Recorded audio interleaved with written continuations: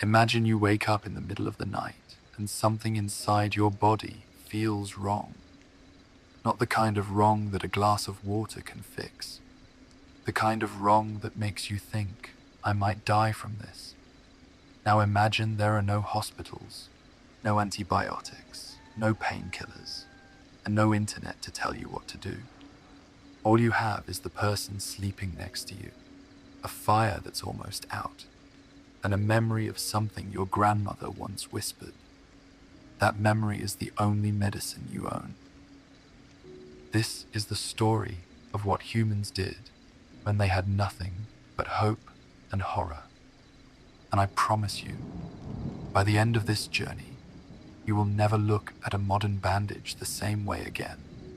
Let me take you to Thebes along the Nile, where a woman named Nefer is trying not to get pregnant again.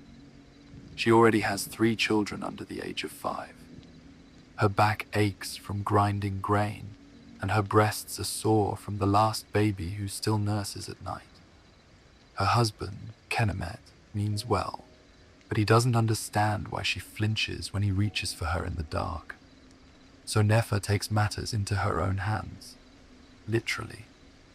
The midwife down the street sells her a small clay pot sealed with beeswax. Inside is dried crocodile dung, ground into a fine powder, mixed with sour milk and crushed acacia thorns. The instructions are simple. Roll the powder into a small pellet, moisten it with your own water, and push it deep inside before lying with your husband. The crocodile is a sacred animal, you see. Its waste carries the animal's power to survive in muddy waters. And because a crocodile can hold its breath for hours under the surface, the logic goes that its dung can block the entrance to the womb like a log across a river. Nefer has used this method 4 times before. Each time, her monthly bleeding came as a relief. But this time, something feels different. She rolls the pellet between her palms, and it crumbles too easily. She adds a drop of spit to make it stick, then pushes it into place with her middle finger. The smell is so strong, like a swamp mixed with old vomit, that her husband asks, "What died in here?" She lies and says a mouse fell into the oil jar. That night, they lie together. And Nefer falls asleep with her hand pressed low on her belly, praying to the goddess Taweret that the crocodile dung does its job. 28 days later, her bleeding comes. She cries, not from pain, but from gratitude. Because in her world, a missed period is not a miracle. It is a sentence. Now let me introduce you to Nefer's daughter, whose name is Ippy. She is 22 years old, and she weaves linen for a living. But for 3 months now, her right eye has felt like someone is rubbing sand inside the lid every time she blinks. The condition is called trichiasis, eyelashes that grow inward and scratch the cornea. But Ippy doesn't know that word. All she knows is that the pain makes her want to claw her own eye out with her fingernails. The village healer, an old man with one blind eye himself, tells her, "You must catch a bat at sunset, not a fruit bat, a cave bat. Drain its blood into a clay bowl. Then lie on your back and let 3 drops fall into the sore eye."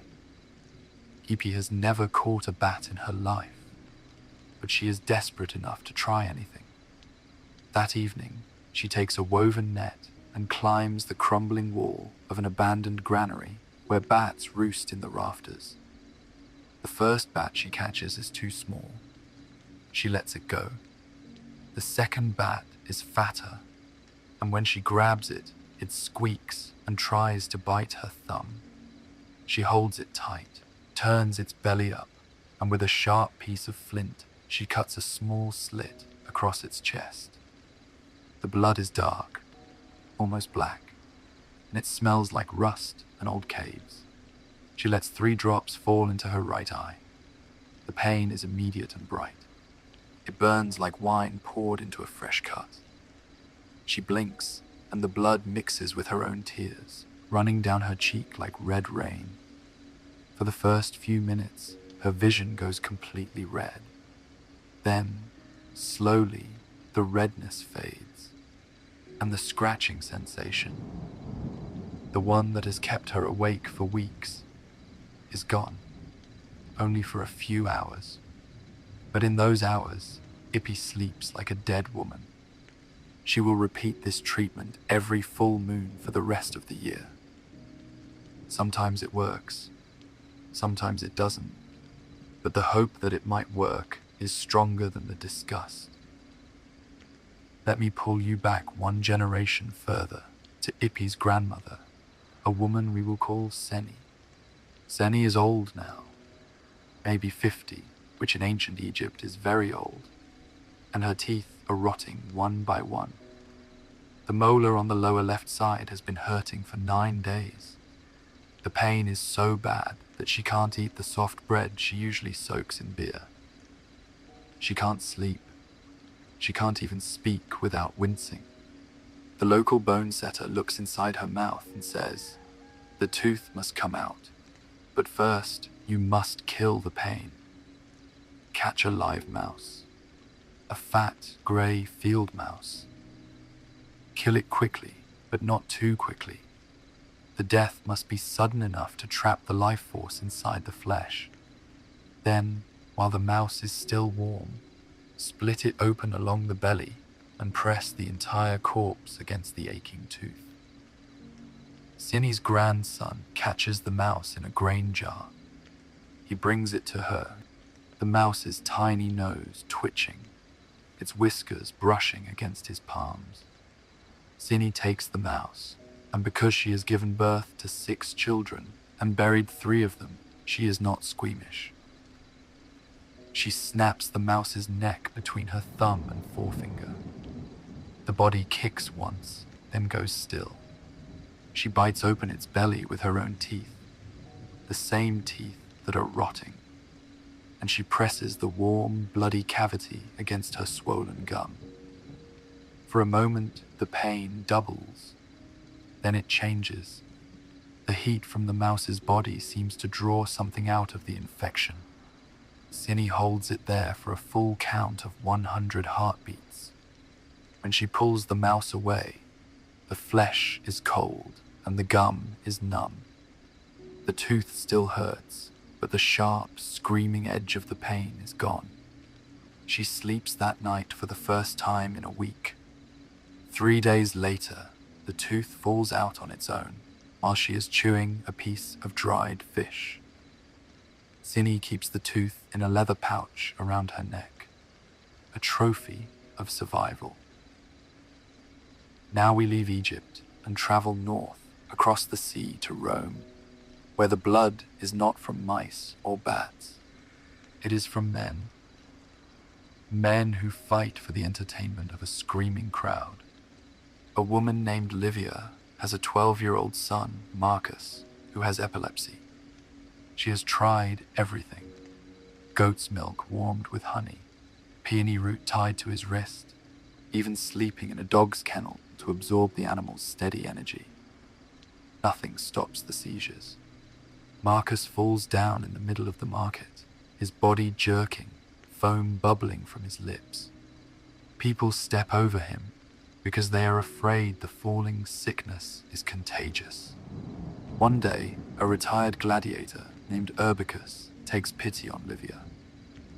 He pulls her aside and whispers, "Fresh gladiator blood, not from a dead man, from a wounded man. The blood must still be warm. Drink it yourself first, then give it to the boy." Livia is horrified, but she is also exhausted. So she starts attending the gladiator fights at the Flavian amphitheater. She brings a small clay cup hidden in her shawl. For 3 weeks, no gladiator bleeds close enough to her seat. Then, on the 4th week, a Thracian fighter named Dacian takes a deep cut to the shoulder from a retiarius net. The blood sprays onto the sand, and Livia throws herself over the barrier. She dips her cup into the red puddle, ignoring the sand and the dirt and the horrified screams of the women next to her. She drinks a sip herself. The blood is hot, salty, and metallic. It coats her throat like warm iron. Then she tilts the cup to Marcus's lips. He gags and tries to turn away, but she holds his head still. "Drink," she hisses. "Drink, or you will keep falling." He swallows, and for the next 6 days, he has no seizure. On the 7th day, he falls again. But those 6 days felt like a miracle, and Livia goes back to the arena every month for the rest of the year. She never knows if it's the blood or the hope. She doesn't care. Not far from the amphitheater lives a retired centurion named Gaius. He is 63 years old, and his big toe is the color of a plum. Gout. The Romans called it morbus dominorum, the disease of kings, because it came from too much rich food and wine.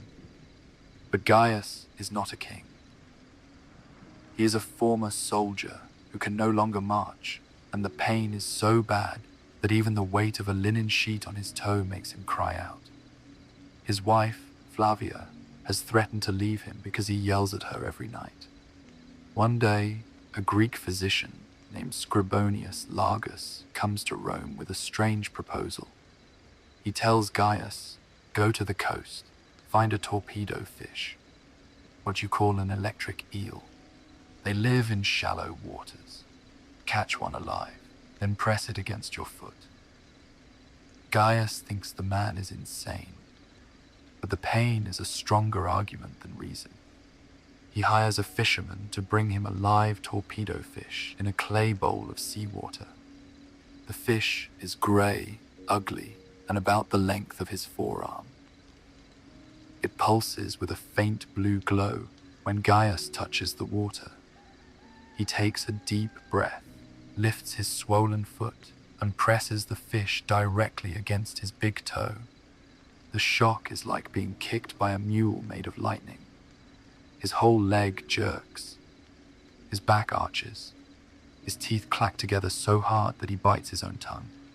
For 3 seconds, he cannot breathe. Then the fish goes still, exhausted, and Gaius's toe is quiet. Not healed, but quiet. The numbness lasts for 2 days. During those 2 days, Gaius sleeps more than he has slept in a year. He sends the fisherman back for another eel the next week, and the week after that. He does this for 3 years, until his gout finally goes away, probably because he stopped drinking wine, not because of the eels. But Gaius will tell anyone who listens that the electric fish saved his life, and in a way, it did. It gave him a reason to keep fighting. Let's jump forward more than 1,000 years to a small village in what is now France. The year is 1200. A woman named Alara has been married for 7 years, and her belly remains flat. Every month when her bleeding comes, she sits in the dark and cries without making a sound. Her husband, Bertrand, does not blame her, at least not out loud, but she sees the way he looks at other women who are heavy with child. She hears the whispers from her mother-in-law. Perhaps you are cursed. Perhaps a demon lies across your womb. Alara visits the village wise woman, an old crone named Marguerite, who lives in a hut on the edge of the forest. Marguerite opens a leather pouch and shows Alara 2 shriveled, walnut-shaped objects. They are weasel testicles, dried for 3 days over a slow fire, then ground with chickweed and a drop of the patient's own urine. The instructions are terrifyingly specific. On the night of the new moon, when the sky is black, form the mixture into a small pellet, grease it with goose fat, insert it into the deepest part of your body, then lie still until dawn. Do not speak, do not move. The weasel is a cunning creature. Its cunning must enter your womb. Ilara does it. Of course she does it. Because the shame of being barren is worse than the shame of doing something grotesque in the dark. She lies on her back on the straw mattress, her knees bent, her feet flat on the floor. She pushes the pellet upward with her middle finger, and it feels cold and wrong, like a pebble lodged where no pebble belongs. She stays like that for 8 hours, not sleeping, not moving, just staring at the thatched roof and praying to a god she is not sure is listening. In the morning, the pellet has dissolved into a brown stain on the linen sheet. Her bleeding comes 12 days later. But Ilara does not give up. She returns to Marguerite the next month, and the month after that, and the month after that. On the 9th month of treatments, her period does not come. She is pregnant. Was it the weasel testicles? Probably not. But Ilara will name her firstborn son Weasel in the old tongue, and she will tell the story for the rest of her life. Now the story takes a darker turn. The year is 1348. The Black Death has arrived in England, and people are dying so fast that the gravediggers cannot keep up. A knight named Sir Robert of York returns from a skirmish with a deep sword cut on his forearm. The wound is already turning black around the edges, not from plague, but from ordinary infection. In any normal time, a physician would clean the wound with wine and stitch it closed. But these are not normal times. The physician is afraid to touch the wound because he thinks all black flesh is the plague. So instead, he recommends something called the powder of sympathy, also known as the weapon salve. The treatment does not go on the wound. It goes on the weapon that caused the wound. Sir Robert watches as the physician takes his blood-stained sword and smears it with a black, foul-smelling ointment made from earthworms crushed alive, pig's brain boiled in rainwater, mummy powder ground from actual Egyptian mummies, fat from a wild boar, and a piece of the bloody bandage burned to ash. The physician wraps the sword in a clean cloth and hangs it in a cool, dark room. Then he tells Sir Robert, "Do not wash your wound. Do not look at it. Do not touch it.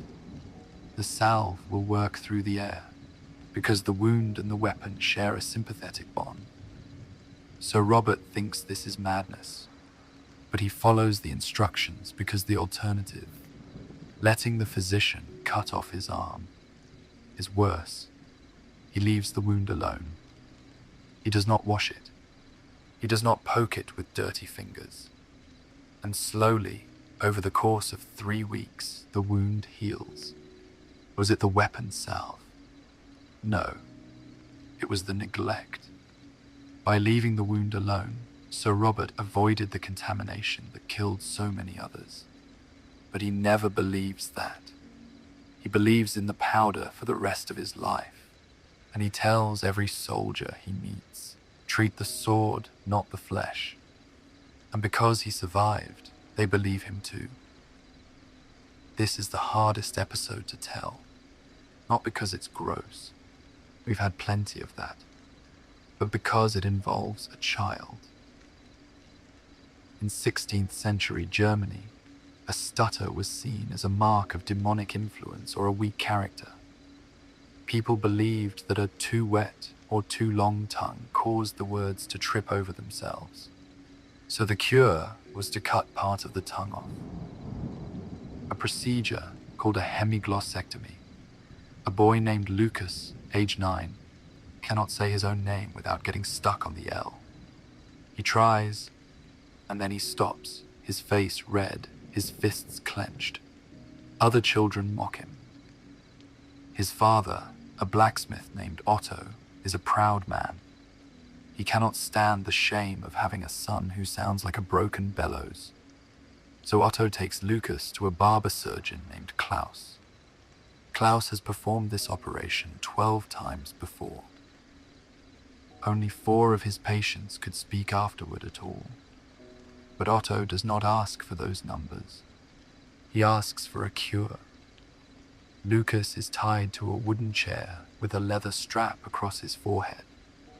Klaus opens his mouth with a metal speculum, a cold iron beak that forces the jaw wide. There is no anesthesia, no numbing, no one to hold the boy's hand. Klaus grabs Lucas's tongue with rough iron forceps. Then he uses a hot wire to sear the flesh before cutting. This is meant to stop the bleeding. The smell of burning meat fills the room. Lucas screams into the speculum, but the sound is muffled because his tongue is trapped. Klaus cuts quickly, a triangular wedge from the tip of the tongue. Then he cauterizes the wound with the same hot wire. When it is over, Lucas cannot speak at all for 2 weeks. His mouth is full of black scabs and the taste of cooked flesh. When he finally tries to speak, his voice is a wet mumble.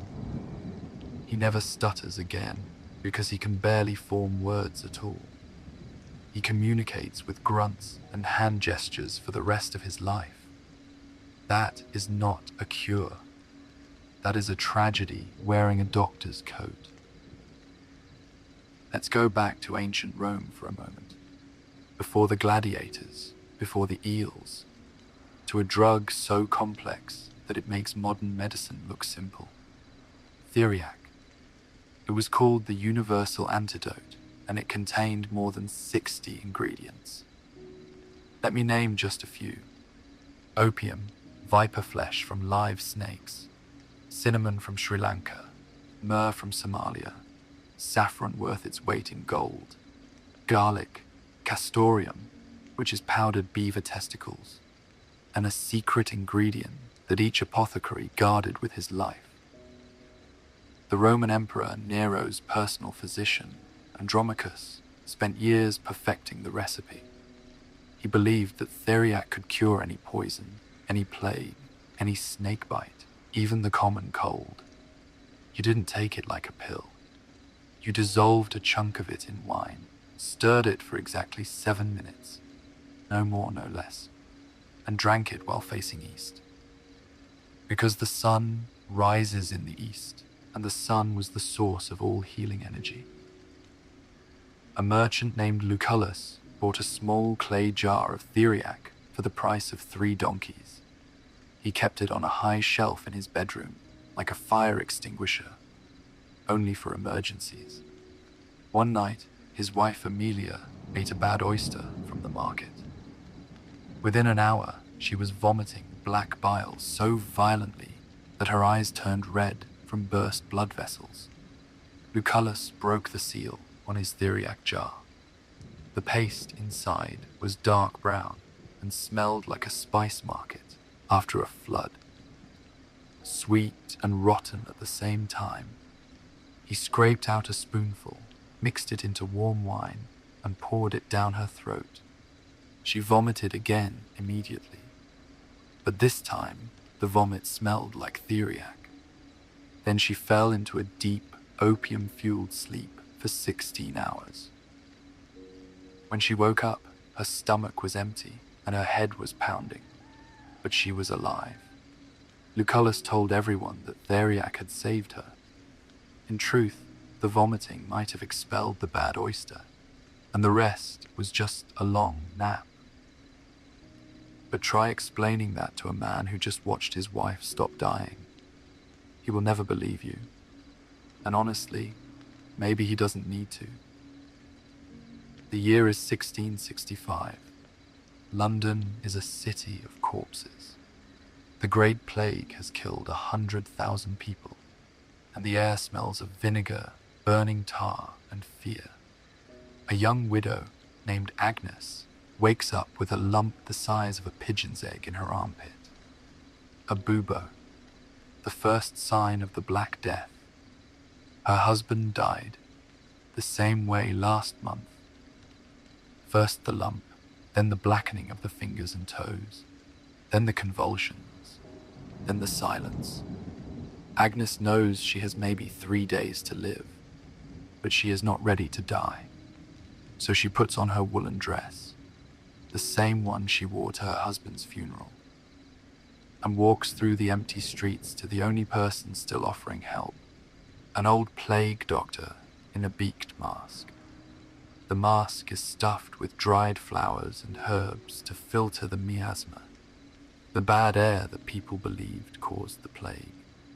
The doctor looks at her bubo from a distance and says, "You must take 2 freshly killed pigeons, cut them open while they are still warm, and wear them on your feet like slippers." Agnes thinks he is mocking her, but his voice is serious. He explains, "The plague rises from the ground, so the feet are the entry point. The warm pigeon flesh will draw out the poison like a poultice." Agnes has no money left for proper medicine, but pigeons are everywhere, feeding on the corpses in the streets. She catches 2 of them with her bare hands. She wrings their necks, cuts open their bellies with a kitchen knife, and ties them to her bare feet with linen strips. The blood drips between her toes, warm and sticky. The feathers stick to her ankles. For 3 days, she hobbles around her house like a wounded bird herself, leaving a trail of rot and flies. The bubo in her armpit grows larger. It turns purple. On the 4th day, it bursts on its own while she is trying to drink a cup of water. Green pus runs down her side in a thick river, and then, impossibly, her fever breaks. She survives. Was it the pigeons? Probably not. But Agnes never takes them off. She wears dead birds on her feet every single morning for the next 2 weeks, changing them when they start to smell too bad. And when she tells her neighbors how she lived, they all go out to catch pigeons too. That is how belief works. It does not need to be correct. It just needs to feel true. Now let me tell you about the most disturbing treatment of all. For almost 500 years, from the 12th century to the 17th, European apothecaries sold something called mumia, ground up human mummies, not fake mummies, real stolen Egyptian mummies. Grave robbers smuggled them across the Mediterranean in wooden crates labeled spices. Then apothecaries ground the dried flesh and bones into a brown powder and sold it by the ounce. People ate this powder for headaches, bruises, epilepsy, stomach pain, and even to slow down aging. A Spanish nobleman named Don Carlos suffered from migraines so severe that he banged his head against stone walls. His doctor gave him a spoonful of mumia mixed with honey every morning. Don Carlos never asked where the powder came from. He was in too much pain to be curious. The powder tasted like dust and ancient smoke. It left a gritty film on his teeth. But his headaches faded, probably because of the honey, or because the placebo effect is real, or because his body simply stopped having migraines on its own. Don Carlos did not care about the why. He cared about the relief. So he kept eating mummies for 3 years until the supply from Egypt ran dry. When his doctor started selling him fake mumia made from the corpses of executed criminals, Don Carlos never knew the difference. He swallowed it just the same. And in a way, that is the saddest part of all. He was eating the dead to save the living, but the dead could not help him. Only hope could. And hope tastes exactly like whatever you are willing to swallow. Before we finish, I need to take you even further back in time, to ancient Mesopotamia, where doctors did not look at the patient to make a diagnosis. They looked at a sheep's liver. The liver was considered the seat of the soul, the place where the gods wrote their messages. When someone fell ill, a priest would slaughter a sheep, pull out its liver while it was still steaming, and examine the surface for bumps, discolorations, and unusual markings. A smooth liver meant good health. A lumpy liver meant a demon was inside the patient. A dark spot on the right lobe meant the patient would die within 3 days. A woman named Inanna, a baker's wife, had been coughing blood for a week. Her husband brought a sheep to the temple, and the priest slaughtered it on a stone altar. The priest held the liver up to the sunlight, turning it slowly in his hands. He saw a small white nodule on the lower edge. He announced, "A ghost of a drowned man has entered her lungs. She must drink water from the Euphrates that has been boiled with a fish spine." Inanna drank the fish spine water for 3 days. She kept coughing blood. On the 4th day, she stopped coughing altogether, because she died. The priest recorded the death as liver nodule confirmed. He did not record the fact that the liver came from a sheep that had a parasitic infection, and that the nodule had nothing to do with Inanna's tuberculosis. But here is the thing. The Mesopotamians were the first people to write down medical observations. They kept records of which liver markings led to which outcomes. Over centuries, they accidentally created the first statistical database of disease. They were wrong about almost everything, but they were trying to be right, and that effort matters. I saved one of the most disturbing for near the end. Cannibal cures, not because of starvation or ritual warfare, but as medicine. In 16th century Europe, people believed that consuming human remains could transfer the life force of the dead to the living. Apothecaries sold human skull moss, moss that grew on the skulls of unburied criminals, human fat rendered down and used as an ointment for joint pain, human blood sold fresh or powdered, and even human heart dried and ground into a tonic for heart disease. A German physician named Johann Schroeder published a recipe for a plague cure that included: take a corpse of a young, healthy man who died a sudden death, cut the flesh into small pieces, sprinkle it with myrrh and aloe, let it dry in the sun for several days, then grind it into a powder and consume it with wine. People paid fortunes for this powder. King Charles II of England drank human skull drops for his seizures. The English philosopher Francis Bacon experimented with human flesh as a wound salve. And here is the strangest part. Some of these treatments worked, not because of magic, but because human fat contains small amounts of natural anti-inflammatories, and the moss on skulls sometimes contained penicillin-like molds. But no one knew that. They just knew that eating the dead made them feel less afraid of joining the dead. And when you are terrified, any connection to survival feels like medicine. Remember Agnes from the plague pigeons. She also tried something else. Because when you are dying, you try everything. One of the strangest plague cures was the belief that bad air caused the disease.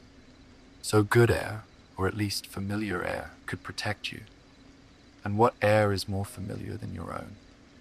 Doctors advised people to smell their own flatulence, capture it in a jar, and inhale it several times a day, and even better, fart into a jar and seal it, then open it near your face when you feel a fever coming on.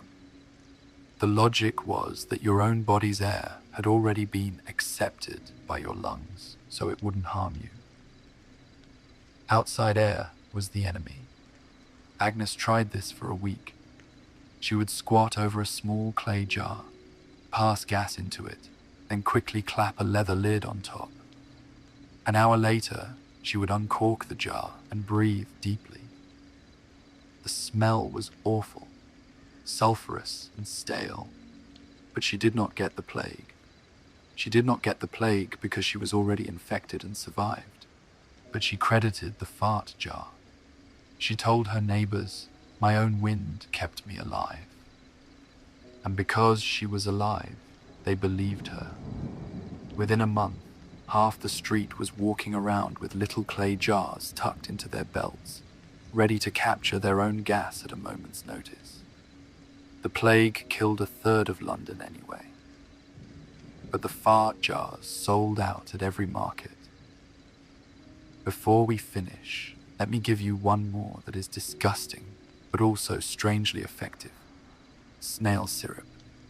In ancient Greece, if you had a persistent cough, the kind that tears at your throat and keeps your whole family awake, a physician named Dioscorides recommended the following. Gather a dozen land snails, not sea snails, preferably the ones with the striped shells. Crush them whole, shells and all, into a paste. Mix the paste with honey and pine resin. Then boil the mixture in rainwater for 3 hours until it becomes a thick brown syrup. Take 1 spoonful every morning and every night. A merchant named Theron tried this after a winter cough that lasted 4 months. He was losing weight. He was coughing up yellow phlegm. His wife was afraid he had consumption, tuberculosis. Theron crushed the snails himself, gagging at the slime that oozed between his fingers. He boiled the mixture over a clay stove until his kitchen smelled like a muddy forest after a storm. The syrup was dark brown and so thick that it stuck to his spoon like tar. He swallowed it. It tasted like dirt and honey and something he could not name. But here is the thing. The syrup coated his throat, and the honey soothed the inflammation, and the pine resin acted as a mild antiseptic. Within 2 weeks, his cough was gone. Was it the snails? Partly, yes. Snail slime contains allantoin, a compound that helps heal damaged tissue. The ancient Greeks did not know the chemistry, but they knew that snails could repair their own shells, and they believed that same power could repair a human throat. They were not entirely wrong, and that is the great irony of ancient medicine. Sometimes the most bizarre treatment contained a tiny seed of truth, hidden inside a mountain of superstition. One more plague cure, and then we will end with something that might make you cry. In the Ottoman Empire, during a plague outbreak in 1520, a physician named Merkez Effendi told his patients to eat clay. Not any clay, a specific white clay from the hills outside Constantinople, now Istanbul. He called it toprak ilaci, earth medicine. The instructions were simple. Take a piece of white clay the size of a hazelnut, roast it over a fire until it turns grey, crush it into powder, mix it with rose water and drink it before every meal. The logic was that the plague traveled through the stomach and the clay would coat the intestines like plaster, sealing the plague out. A spice merchant named Kamal lost 3 of his children to the plague in 1 week. His wife was already showing the first signs. A fever, a dry cough, a strange tiredness in her legs. Kamal rode for 2 days to the white clay hills. He filled a leather bag with the soft, chalky earth. He roasted it over his hearth, ground it with a stone, and mixed it with rose water from his garden. His wife drank it. She made a face. It tasted like chalk and perfume, but she drank. She survived the plague. Was it the clay? Maybe. Clay has been shown to bind to certain toxins and bacteria in the gut, preventing them from entering the bloodstream. The Ottomans did not know about binding sites or bacterial cell walls. but they watched their children die, and they refused to stand still. They ate clay, and sometimes, against all odds, it worked. So here we are at the end of this long, strange, sometimes horrifying journey. We have seen crocodile dung and bat blood, mouse corpses and gladiator blood, electric eels and weasel testicles, weapon salves and tongue cuttings, theriac and mummy powder, pigeon slippers and fart jars, snail syrup and eating clay. And through all of it, one thing has stayed the same. The person who is sick is terrified. The person who loves them is desperate. And when you are terrified and desperate, you will try anything. You will drink hot blood. You will wear dead birds.